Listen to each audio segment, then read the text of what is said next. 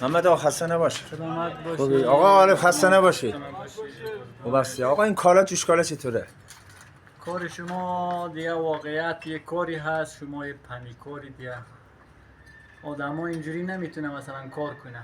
بعضی تو این بنایی که ما کار میکنیم بالپست این میزنه. هفشیا با بالپست میزنه. این بالپست ها تقریبا کم باشه 5 یا 7 سان فرق میکنه. ولی کار شما ما تا هنوز اصلا جای کار نکردیم که کار شما مثلا دیدیم.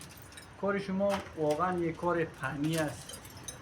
ولی شما واقعا ما از شما خیلی راضیم. ممنون از لطفتون.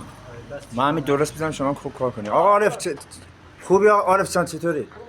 آقا عارف مشکل نخوردی که سر نفشی ها؟ نه دست درد نکنه، خیلی عالیه. درجه آره. یک. قربانت.